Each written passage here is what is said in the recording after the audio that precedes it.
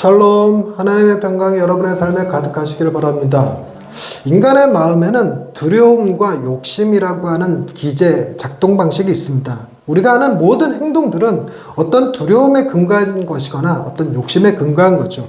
열심히 일하는 것도 욕심에 근거하면 난 부자 될 거야, 나는 성공할 거야, 나는 큰 명예를 누릴 거야 하는 욕심에서 일을 열심히 하는 경우도 있고, 내가 일을 열심히 하지 않으면 우리 가족들이 어떻게 먹고 살까 하는 두려움에 일을 열심히 하게 되는 경우도 있습니다. 즉 우리의 마음은 이 두려움과 이 욕심으로 작동하죠. 그러나 이 욕심보다 더 큰 문제는 우리 마음에 있는 이 두려움이 다른 사람과 비교 가운데서 생겨나는 수치심과 열등감으로 작동할 때 우리를 힘들게 합니다. 아무리 부유하고 아무리 능력이 좋아도 내가 사는 동네가 비버리 힐스면 나는 참 비참한 존재같이 느껴질 겁니다. 그러나 정말 가진 게 아무것도 없고 할 줄 아는 게 아무것도 없고 그저 구구단 외울 줄 알고 영어 알파벳 하나둘 할 줄 아는 거 가지고 있는데 내가 사는 동네가 인도 저 청구석이라면 저는 교장을 하고 있을 수도 있어요. 내가 살아가는 곳에 내 주변의 사람들과 비교하다 보니 열등감이 느껴지고 그것이 때로는 수치심이 되기도 하죠.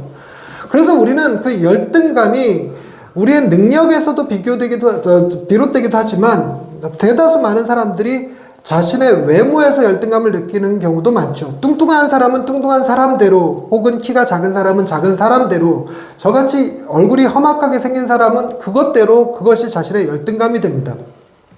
내가 조금만 키가 더 컸더라면, 내가 조금만 더 건강했더라면, 내가 조금 더 날씬했었더라면 하는 생각들을 하게 됩니다.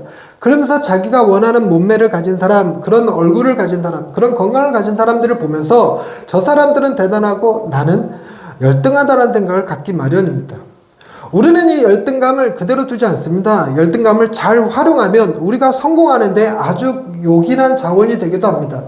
성공한 사람들이 자신이 성공할 수 있었던 이유를 설명하는 과정에서 자주 등장하는 것이 예전에 그 민망함, 그 참혹함, 그 사람으로부터 받았던 수치심에 이를 악물고 이래갖고 오늘날 이 자리에 올라왔다 이렇게 표현하는 사람들 많죠. 즉 열등감을 잘만 다루면 우리의 인생을 성공 궤도에 올려놓는 데 도움이 되기도 합니다. 그런데 우리가 이 열등감과 수치심을 극복하는데 가장 많이 도움을 찾는 곳이 어디냐면 결국은 돈이에요. 내가 돈만 많으면 이런 무시 안 당할 텐데, 내가 돈만 많았더라면 이런 수모 안 겪고 살 텐데, 이런 생각들을 하기가 쉽죠. 나를 아무리 무시하는 사람일지라도 내가 돈만 많았으면 저들은 내게 굽신거렸을 거야 라는 생각을 갖게 됩니다. 그러다 보니까 점점 특히나 지금같이 자본주의 사회에서는 돈이 나를 이 열등감으로부터 구원해 줄 수 있는 존재처럼 느껴집니다. 돈만 있으면 다 될 것 같은 느낌에 돈을 맹목적으로 추구하여 돈이 곧 나의 신, 나의 우상이 되기도 하죠. 근데 이런 일은 이런 자본주의 사회에서만 존재하는 게 아니라 인류가 생겨나고 문명이 발전하면서 어쩔 수 없이 문명 전체는 이 돈에 의해서 좌지우지됩니다. 이 돈이 오늘날 같이 현찰이 됐던 비트코인이 됐건 아니면 어떤 지역을 보니까 큰 돌멩이가 하나의 돈이 되기도 하던데 그런 거가 됐건 내가 소유한 땅이든 소출액이든 그리고 내가 거느리는 사람들의 숫자가 어찌됐건 돈으로 환산될 수 있는 것이 그 사람의 명예, 그 사람의 힘, 능력을 나타내죠. 그래서 성경을 보면 이 부에 관한 이야기가 자주 언급됩니다. 하나님께서 누군가를 축복하셨을 때 그 축복의 대상 속에는 항상 부유함을 전제로 하는 이야기들이 굉장히 많이 나와요. 양떼가 많고 소출이 많고 외양간에 소들이 많고 포도나무 즙에 포도주가 넘쳐 흐르고 하는 것들이 다 이 부유함이죠. 그래서 이 부유함은 시대를 막론하고 모든 사람들이 자신의 수치심, 열등감을 가리기 위한 아주 좋은 도구로 씁니다.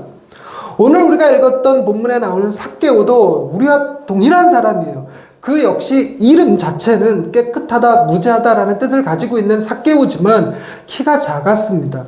그래서 이 삭개오가 자신의 이 외모에서 오는 컴플렉스, 사람들로부터 받는 모멸감을 무엇으로 극복하려고 했는가? 너무나도 쉽게 돈에 기댔어요. 그리고 돈을 벌 수 있는 가장 좋은 방법으로 당시에 세리라는 직업을 택했습니다. 그는 열심히 일했던 모양입니다. 능력이 있었던 모양입니다. 여리고라고 하는 지역은 이스라엘에서 가장 세금이 많이 나오는 지역, 가장 좋은 동네입니다. 돈을 거두게. 왜냐하면 사람들이 예루살렘에 올라갈 때 여리고를 지나다녀야 되는데, 이 여리고는 그들에게 인두세, 통행세 등을 거둘 수 있는 좋은 길목이었습니다. 그래서 여러분, 왜 강도들도 강도짓 하려면 몫이 좋아야 된다고, 거지들 왔다 갔다 하는 동네보다 부자들이 왔다 갔다 하고, 그리고 사람의 인적이 좀 드문 곳들을 찾겠죠. 비슷할 것 같아요. 세리들도 가장 좋은 동네 그러면 여리고를 택했고, 여리고에서 세리장이다 그러면 이제 세리들한테는 최고의 롤 모델이 되는 거죠. 그런 권력을 가집니다. 그런 권력만 있는 게 아닙니다. 오늘 본문 말씀에 세리장이요 또한 뭐다? 부자라 이렇게 얘기합니다. 부자다.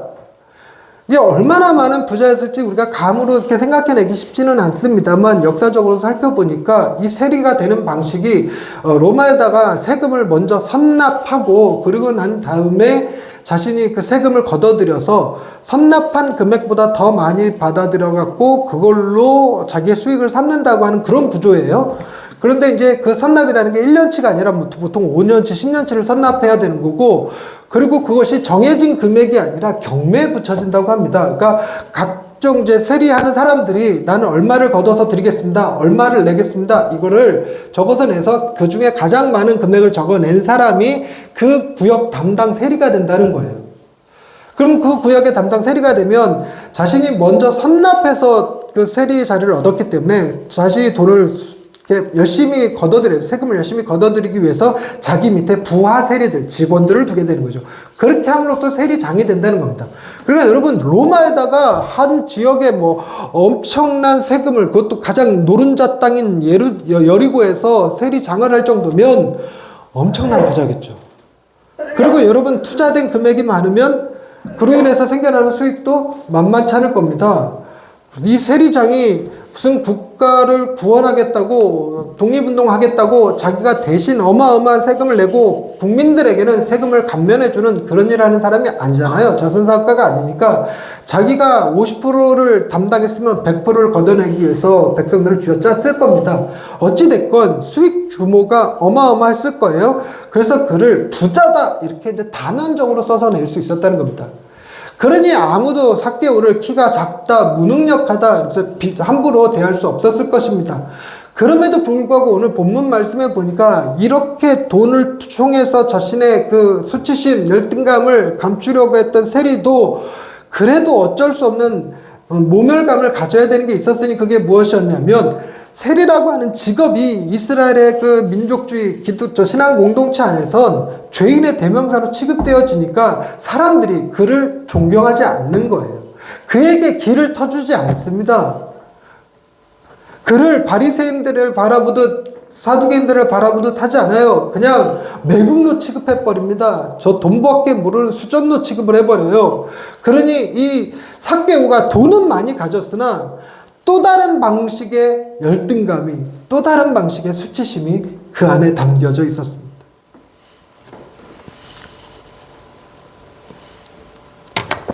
여러분, 우리에게는 이런 열등감과 수치심이 없습니까? 우리에게는 이 열등감과 수치심을 가리기 위해서 택하는 방식들이 없을까요? 저는 이 열등감과 수치심을 가리는 그냥 하나의 방식으로 공부를 택했습니다.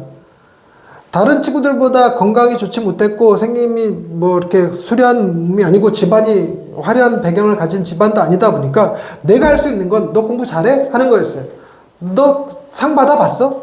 너 반에서 1등 해봤어? 너 대학 들어갔어? 하는 방식으로 가방끈이, 학업이 저의 수치심과 열등감을 가리는 하나의 도구처럼 사용했어요. 그러다 보니까 저 역시 삭개오도 자기보다 돈 더 많은 사람에게 수치심 느끼듯 저도 저보다 더 공부 많이 한 사람들에게 수치심 느낍니다. 그들에게 열등감 느끼죠. 그리고 은근히 깝니다. 그들과 대화하면서 뭣도 모르면서 박사금 이런 생각해요. 이런 저의 잘못된 습관들이 제 설교 언어에도 그대로 담겨져 있어갖고 아니 어느 목사는 이렇게 설교하던데 어느 목사는 저렇게 설교하던데 하면서 비판하는 일들을 예전에 참 많이 했어요. 우리 아내가 그걸 참 많이 지적해 줬습니다. 그냥 네 얘기해, 남 까지 말고 뭐 이런 얘기 했었는데, 이게 남을 좀 비판해서 깎아내려서 그들의 허점을 지적해야 그나마 내가 괜찮은 사람처럼 느껴지는 이런 잘못된 습관들이 저 안에도 존재하는 거예요.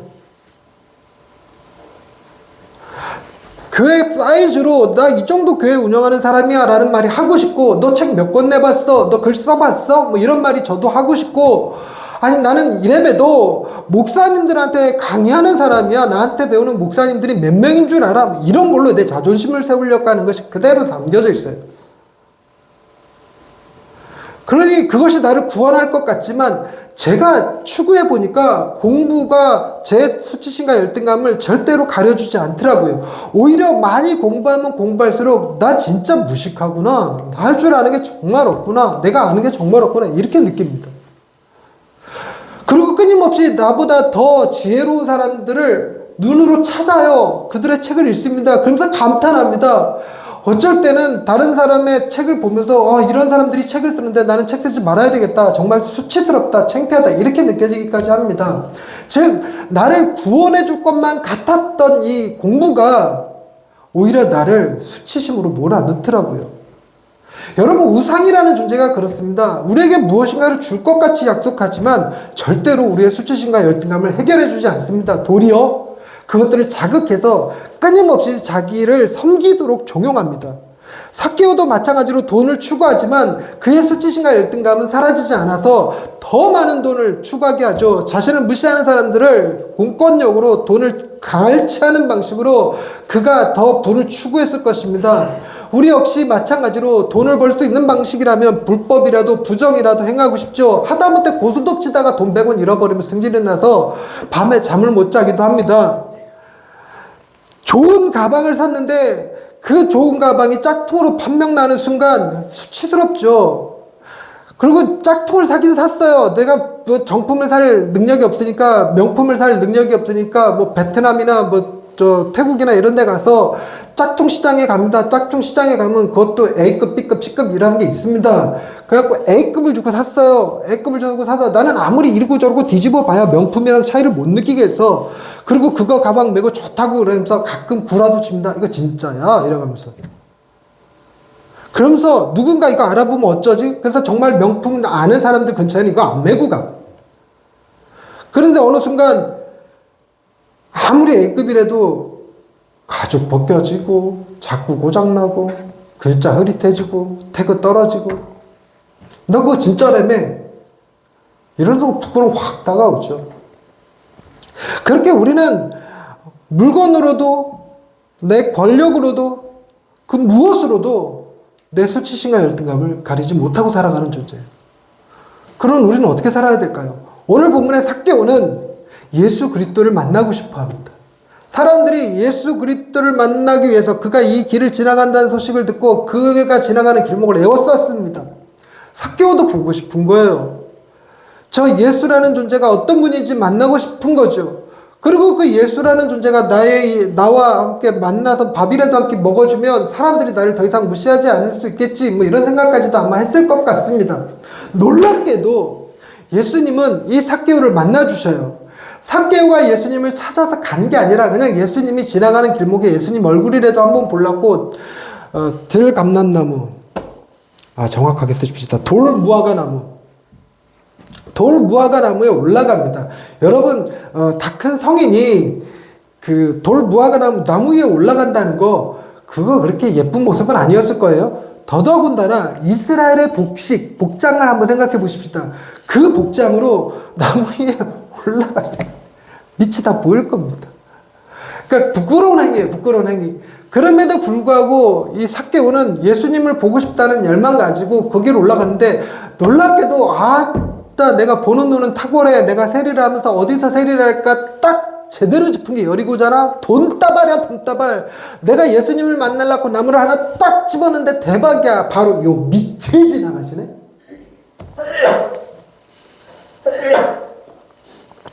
여러분들 이런 삭개오 같은 촉을 가지고 가셔야 주식하고 안 망합니다. 이런 삭개오 같은 촉을 가지고 있어야 땅을 샀을 때 땅값 들고 집을 살 때 집값 오르고, 그래, 이런 삭개오 같은 촉을 가지고 있어야 차를 뽑아도 하자 있는 물건이 안 와요. 전 놀랍게도 이 촉이 없더라고요. 이 촉이 없어서 아내가 무슨 물건 사와! 딱 사오면 어느 한 곳에 깨져 있어. 유통기한이 지나 있어. 그렇더라고요.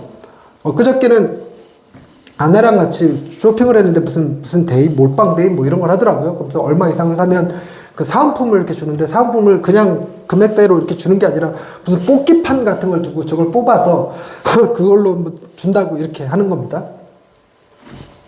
아내가 저더러 뽑으래요. 제가 확실하고 확고하고 이렇게 그런 마음으로 이렇게 명확한 진리를 추구하는 마음으로 난 똥손이야. 내가 뽑으면 꽝이야. 차라리 꽝이 뭔지 찝어줘. 그럼 내가 정확히 찝어줄게. 그랬어요. 그러니까 아내가 맞아, 당신 똥손이야. 그랬더니 어머니한테 뽑으라고 하더라고요. 어머니가 뽑았는데 아마 제일 낮은 거 뽑은 모양이에요. 아내가 우리 엄마도 똥손인데 괜히 시켰다. 근데 어쩔 수 없는 게 그럼 우리 아내는 똥손 아닐까? 그 엄마의 그 딸인데. 그럼 우리 다 같이 똥손인 거예요. 어쩔 수 없는 거예요. 그러니 삭개오 같은 촉을 가진 사람이 있어서 삭개오가 동의했으면 삭개오 한번 뽑아봐 이랬으면 대번에 1등 거 딱 뽑아줬을 것 같은 그런 느낌이긴 합니다. 삭개오 인생의 가장 탁월한 선택, 돌 무화과 나무, 그 나무에 올라갔더니 예수님이 그 밑을 지나가셨어요. 그냥 지나가시기만 한 게 아니라 5절 말씀에 예수께서 그곳에 이르사 쳐다보시고 이러시다. 와, 돌 무화과 나무에 있는데 예수님이 그 밑을 지나가는 것도 대박인데 거기에 딱 서갖고 딱 쳐다보시는데 예수님하고 삭개오하고 눈이 딱 마주쳤다고 생각해보세요. 삭개오의 마음이 얼마나 철렁했을까, 얼마나 신났을까. 그런데다가 예수님이 그 삭개오 이름을 불러요. 삭개오 이름은 그때 당시에 그 지역 사람들한테 악명 높은 이름이니까 아마 삭개오 이름을 모르는 건 아닐 거니까 삭개오 이름을 부르는 거는 전혀 이상하지 않을 거긴 한데, 근데 여러분 요즘 유튜브 이런 거 보면 그 미국에서 아내를 부를 때 이름으로 안 부른다 그러더라고요. 저는 제 아내를 이름으로도 가끔 부르거든요. 영아씨 이렇게 부르는데 미국에서 자기 아내를 영아씨 이렇게 부르면 아내들이 기겁을 한대요. 근데 그런 영상들이 많이 올라와요. 그리고 마리아, 혹은 제이미 이러고 부르면 얼굴이 사색이 되고 당신 왜 그래? 무슨 문제 있어? 나 뭐 잘못한 거 있어? 이렇게 얘기한다는 거예요. 그러니까 이름을 부른다고 해도 어떻게 부르느냐가 중요하겠죠. 여러분, 사람들이 삭개오 이름 부를 때 굉장히 모멸감을 느끼게끔 불렀을 거예요. 어이! 삭개오! 뭐 이런다든가. 삭개오? 뭐 이러든가. 삭개오가 놀란 건 예수님이 자기의 이름을 아시는 것도 놀랍지만 그가 부르는, 삭개오를 부르는 톤, 삭개오야 하고 부르셨을 때 아마도 삭개오가 그렇게 자기를 부르는 그 따스한 음성은 정말 오랜만에 들어봤을 거예요. 제가 좀 마음의 병을 앓고 있으면서 이렇게 치료를 위해서 여러 방면으로 시도들을 하고 있는데 그런 얘기를 잠깐 들었어요. 제가 외로운 사람이라는 거예요. 그러면서 한마디로 하는 얘기가 가장 최근에 이름으로 저를 부른 걸 들은 적이 있냐? 그게 언제냐? 하고 물으시는 거예요. 생각이 안 나요. 저한테 재훈아, 제 어릴 적 아명이 훈이었는데 훈아 이러고 부르는 사람을 없어요. 기억이 없어. 그러니까 부모님 돌아가신 이후로 아무도 저한테 이름으로 부르지 않습니다. 친척 어른들도 다 전 목사님, 전 목사, 우리 전 목사 이렇게 하지 훈아 이렇게는 안 부르시는 것 같아요. 그런데 누군가가 저한테 재훈아 이러고 부르는 소리가 누군가 들린다면 저도 정말 철렁할 거야. 돌아가신 어머니 살아오셨나? 이런 느낌으로 생각했을 것 같아요. 삭개오가 그런 느낌으로 지금 예수님을 만나지 않았을까? 이렇게 지레짐작입니다. 이렇게 해보는 거예요. 그랬더니 삭개오가 예수님이 내려와라, 내가 오늘 밤 네 집에 유하겠다. 네 집에 유하겠다는 얘기는 다른 얘기가 아니라 내가 너랑 친구하겠다 그 뜻입니다. 그러니까 이때 당시에는 친구라는 것은 같이 밥 먹는 사이였어요. 그래서 누구네 집에 같이 가서 밥 먹는다 그러면 그 친구가 되어준다는 얘기를 의미합니다. 그러니까 6절에 급히 내려와 즐거워하면서 영접했습니다. 즐거워하면서 영접했다. 이렇게 이 느낌을 제대로 감정을 살려야 되는데 이 바이블 이거 들으니까 이 느낌을 제대로 못 살리는 것 같아요.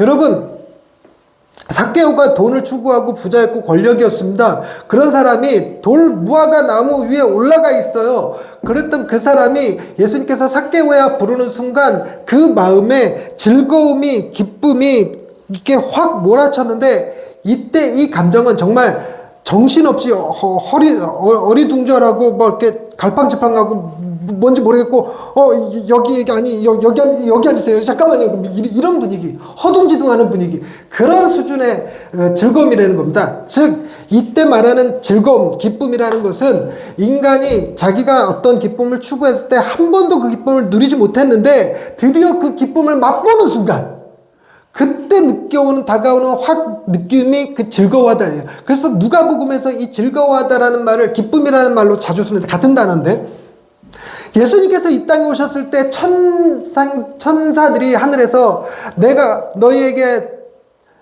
하늘에 기쁜 소식을 전하리라, 너희에게 구주가 나셨느니라, 이때 기쁜 소식이라고 할 때 그 기쁨, 그리고 잃어버린 사람을 찾았을 때 하늘에서 의인 99보다 더 기뻐한다, 기쁨의 잔치가 열린다라고 할 때 그 기쁨.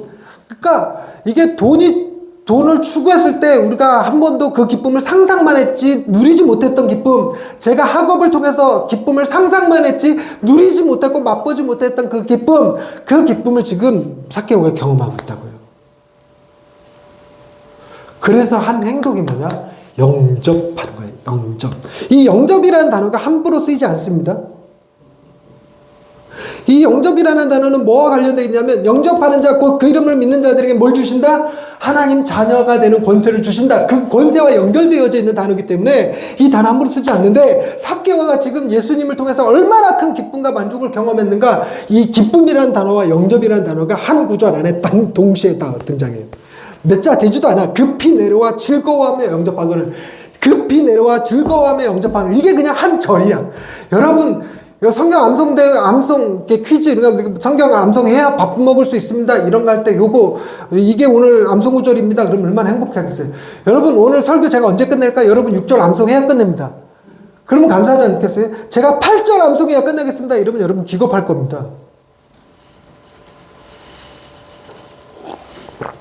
말씀을 준비하면서 이 6절의 감동이 우리에게도 있었으면 좋겠어요. 이 6절의 감동이 뭘 만들어내는 거냐면, 6절의 감동이 내 우상을 끊어버릴 힘을 줘요. 예수님이 뭘 더 한 게 아닙니다. 그냥 삭개오 이름 불렀고, 삭개오는 그때 막 즐거워해서 영접했고, 그러더니 그냥 다음 얘기가 뭐냐면, 8절에 삭개오가 서서 주께 여짜되 주여 보시옵소서, 내 소유의 절반을 가난한 자들에게 주겠사오며 만일 누구의 것을 속여 빼앗은 일이 있으면 네 갑절이나 갚겠나이다, 이렇게 얘기합니다. 자기를 수치심과 열등감으로부터 구원해 줄 것 같았던 그 돈을 하나님의 말씀을 지키는 일에, 가난한 자들을 돕는 일에 기꺼이 내어놓는, 그래서 자신의 우상이 끊어지는 이 놀라운 역사가 벌어진다는 거예요. 뭐 때문에? 예수님이 그의 이름을 부르시는 것 때문에. 그랬더니 예수님 9절 말씀에서 오늘 구원이 이 집에 이르렀다, 이 사람도 아브라함 자손이다, 이렇게 얘기하시고, 이 사건이요, 예수님이 지금 공생애를 하시고 십자가 달려 돌아가시기까지 마지막 에피소드예요. 이때 이후로는 이런 사건이 등장하지 않습니다. 마지막 에피소드입니다. 이 마지막 에피소드를 누가는 이 삭개오를 만나는 것으로 배정해 뒀다는 거예요. 그러면서 예수님이 인자가 온 것은 잃어버린 자를 찾아 구원하려 합니다, 이렇게 말씀하셨는데, 그런데 문제는 오늘날의 이 말씀을 가지고 이 말씀을 해석하는 과정에서 사람들 사이에 약간의 갈등들이 생겨났다는 거예요. 그것은 8절 때문에 그렇습니다. 8절 때문에. 8절에 삭개오가 주여 보시옵소서, 내 소유의 절반을 가난한 자들에게 주겠사오며 누구의 것을 속여 빼앗은 일이 있으면 네 갑절이나 갚겠나이다 라고 말한 것은 실천 불가능에 가까워요. 정말 자기 전 재산 다 털어버려야 됩니다. 이게 가능한 얘기냐 하는 것과 그리고 또 하나는 예수님이 이 삭개오의 고백 이후에 이 집에 구원이 임하였다 이렇게 말하는 바람에 우리도 구원을 받으려면 뭐가 필요하느냐? 삭개오 수준의 회개가 필요하다는 거예요.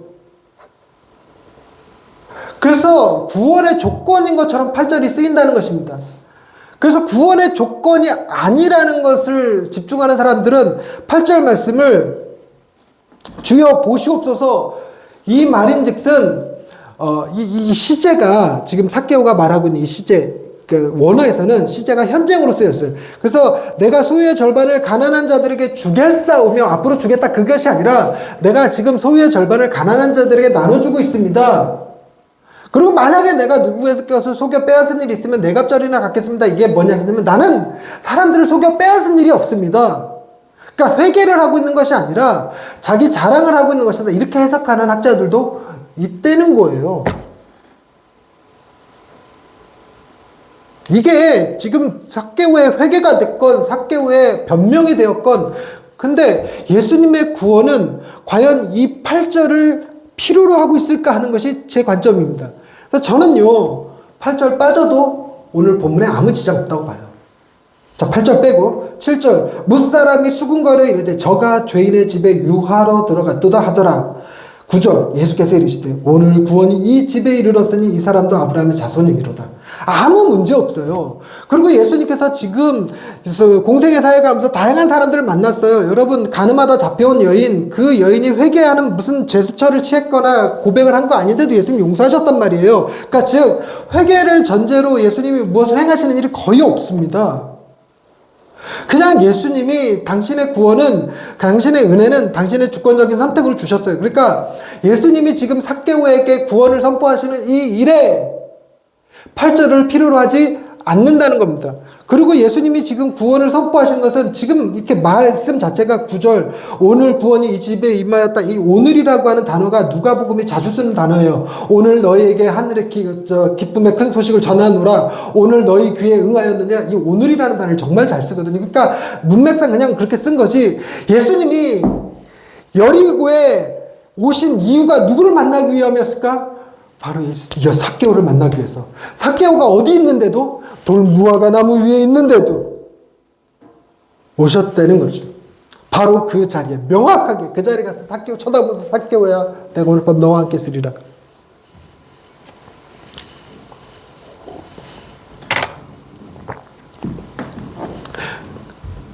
여러분, 주님이 찾으신 잃어버리는 자들은 회개하는 자들이 아닙니다. 당신이 사랑하는 자들이지. 그리고 또 하나 보셔야 될 게 뭐냐면, 저는 8절 말씀을 이렇게 봅니다. 오늘 설교가 좀 길어지는데 용서하세요. 여러분들이 6절을 다 외울 때까지 할 겁니다. 그냥 8절 말씀을 예수님께서 삭개오에게 찾아와 그의 이름을 부르시고 그와 함께 하셨을 때 그 삭개오가 받았을 기쁨, 즐거워함에 받았을 기쁨을 우리 귀에 이해하고 납득할 수준으로 표현해주는 방식이 돈이에요. 여러분, 은혜 받았다 그러면서 감사헌금 안 하면 그거 제가 믿을 것 같아? 여러분, 은혜 받았습니다 그러고 나서는 밥 한 끼 안 사주는데 그걸 제가 믿을 수 있을까요? 우리 목사님들이 저한테 공부하면서 저 정말 목사님한테 돈 많이 받았습니다 이러면서 커피 한 잔 안 사주면 제가 그걸 믿을까? 그러니까 돈 있는 곳에 마음도 있어요. 그리고 우리는 너무 그런데 속물인 사람들이니까 딱 명확하게, 와, 얼마나 신나고 얼마나 좋았으면 재산의 절반을 가난한 자들에게 주고 뭐 내 갑절을 갖겠다고 그러고 이러고 떠벌릴까 하는 거죠. 그런데 여러분, 지금 삭개오는 얘기만 했을 뿐이지 실천한 건 없어요. 삭개오가 소유의 절반을 떼서 가난한 자들에게 주겠습니다 그랬지, 그걸 실천했다는 내용은 성경 어딜 봐도 찾을 수가 없습니다. 내 갑절이나 갖겠다 소용없어요. 그런 게 없어요. 이게 여러분, 우리가 너무 낭만적으로 생각하는 경향이 있어서 그렇지, 여러분, 우리가 영화든 드라마든 제대로만 만들면 막 이렇게 떠벌렸다가 이 약속 지키는 사람이 있나요? 없습니다. 이때는 내가 정말 가난한 사람들에게 절반 나눠주려고 했지. 그런데 주님 가시고 난 다음에 정신 차리고 보니까 니들 하는 꼬라지 보니까 내가 절반까지는 못 주겠고 내가 10분의 1 정도는 줄게. 4배? 내가 언제 속여 빼앗았어? 이러면서 아마 도로 세리장의 모습으로 그 본연의 자세로 돌아갔을지도 몰라요. 여러분, 근데 핵심은 뭐냐면 세리는 자기가 한 약속 지키지 못하고 본연의 모습을 돌아갔었더라도 구원은 취소될까요? 아니라는 점이에요. 하나님의 구원은 취소되지 않습니다. 그러니까 삭개오가 이 회개를 했기 때문에 구원받은 게 아니라 이것을 실천하든 못하든 그거와 상관없이 하나님의 구원은 명확하게 주어요. 정체성의 변화. 이 사람도 하나님의 아들 아브라함의 자손입니다. 이렇게 주어집니다. 여러분, 우리도 동일해요. 여러분, 우리가 예수 처음 믿었을 때 여러분 그런 거 있잖아요. 선교사 되겠습니다. 내가 순교하겠습니다. 여러분, 신앙생활 청년 때 하셨던 분들 이런 고백 다들 해보셨을 거예요. 우리 아들, 딸들 지금 한참 이 청년회 때 CCC에서 불 지르니까 그 불 지르는 거 같고, 나 간사 되겠습니다. 나 북한이 열리면 북한에 들어서 선교하겠습니다. 정작 북한문 열리면 갈 사람 없나? 이거 찾아보게 돼요. 그렇다고 해서 지금의 결단이 잘못됐냐? 아닙니다. 그게 오늘날 내가 경험하는 하나님의 은혜를 표현하는 수단이에요. 그러니 그냥 신학교 들어가겠습니다. 목사 되겠습니다. 안 들어가도 상관없어요. 그걸로 우리의 구원이 취소되지 않습니다. 그러나 우리는 고백할 수는 있죠. 지금 내가 받은 하나님의 은혜, 하나님께서 내게 부어주신 이 감동이 내가 온 재산을 다 하나님께 드릴 수 있을 것만 같고, 내가 내 생명 순교할 수 있을 것만 같고, 선교사로 나갈 수 있을 것만 같고, 이렇게 표현할 수 있으면 그걸로 족하다고 생각해요. 여러분, 그런 은혜를 누리실 수 있기를 바랍니다. 11조 결단하고 건축헌금 결단하고 이것이 그냥 한낱 공약일 수도 있어요. 그냥 구라일 수도 있습니다. 공수표일 수도 있습니다. 상관없습니다. 내가 지금 받은 감동이 뭐냐를 표현하는 말이죠. 삭개오가 그랬어요. 더 놀라운 건 본문이 주는 메시지를 곰곰이 씹어보면서, 여러분, 여리고라는 지역은 여러분 어디선가 들어보지 않았어요? 여리고? 뭐 어디서 들어본 것 같으세요? 7번 성을 돌았더니 여리고가 무너졌더라.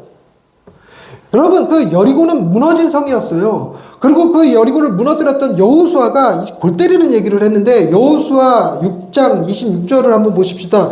여호수아 6장 26절 제가 읽어드릴게요. 여호수아 6장 26절. 여호수아가 그때에 맹세하여 이르되 누구든지 일어나서 이 여리고 성을 건축하는 자는 여호와 앞에서 저주를 받을 것이라. 그 여리고에다가 저주를 걸어놔 버렸어요. 여호수아가. 그러면서 이렇게 해요. 그 기초를 쌓을 때 그의 맏아들을 잃을 것이요 그 문을 세울 때 그의 막내 아들을 잃으리라. 뭐 맏아들이든 막내 아들이든 어쨌든 아들을 잃어버릴 것이다. 이 여리고를 건축하는 순간 그렇게 될 것이다 얘기하는데, 이게 그냥 여러분, 이 성경에 이런 게 여호수아가 이런 말을 했는데 성경으로 기록되었다는 건 이 말에 힘과 권세가 살아있다는 의미예요. 그냥 여호수아가 빡쳐서 그냥 한 말을 성경의 기록으로 남겨준 게 아닙니다. 그래서 이 여호수아가 이 말을 했고, 실제로 이 말이 이루어진 게 열왕기상 16장에 가면, 열왕기상 왕의 기록들을 담아놓은 열왕기상 16장 34절에 베델 사람 히엘이 여리고를 건축하였는데 그가 그 터를 쌓을 때 맏아들 아비람을 잃었고 그 성문을 세울 때 막내 아들 수굽을 잃었다. 기록으로 남겼어요. 실제로 여호수아의 저주가 실현돼요. 그러면서 성경에 아예 딱 못 박아놨어요. 여호와께서 눈의 아들 여호수아를 통하여 하신 말씀과 같이 되었더라. 여러분, 여호수아가 빡쳐서 한 게 아니라 열왕기상에 명확하게 못 박아둔 것이 여호와께서 여호수아 입을 통하여서 실제로 여리고에 저주를 걸어놓으신 거예요. 그러니까 여호수아가 저주를 건 게 아니라 여호와께서 여호수아의 입을 통하여서 여리고에 저주를 걸어놨습니다. 그 여리고 땅에 지금 주님이 가신 거예요. 정말 저주의 땅에, 여러분, 하나님께서 친히 걸어놓으신 저주의 땅에 가서 가장 저주받은 인간 삭개오를 만나신 거예요. 제가 흥분하는 게 느껴지시죠? 하나 더 흥분해 보십시다. 여러분, 저주받은 도시 여리고에 저주받은 세리 삭개오를 예수님은 어디서 만나시나요? 나무 아래. 무화과 나무 아래.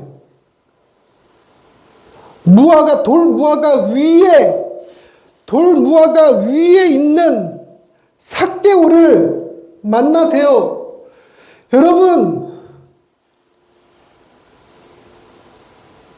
그 자리에 누가 올라갔는지 여러분 기억나시나요? 삭개오를 내오로 오라 말씀하시고 그 저주받은 나무에 주님이 올라가셨어요.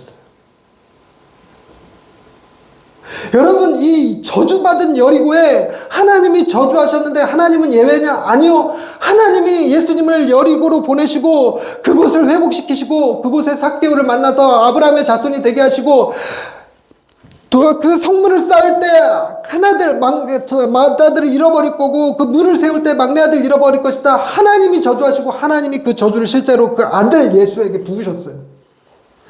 예수님은 당신의 생명을 이루셨습니다.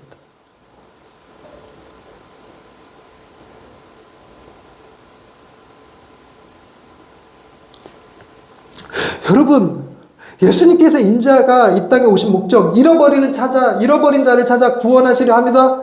그게 주님의 일하시는 방식이 이와 같다는 겁니다. 여러분, 삭개오가 지금 내가 재산의 절반을 나눠주겠사오며 그러나 실천했는지 안 했는지 모르지만 예수님은 당신의 물과 피를 단 한 방울도 아끼지 아니하고 다 쏟아주셨습니다.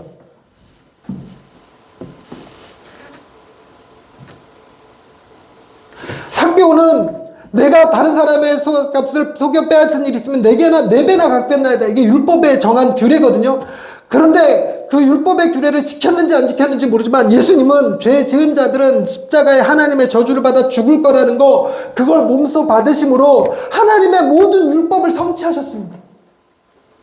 즉 삭개오는 말했지만 그걸 실제로 삭개오를 대신해서 행하신 이가 예수 그리스도셨다고요.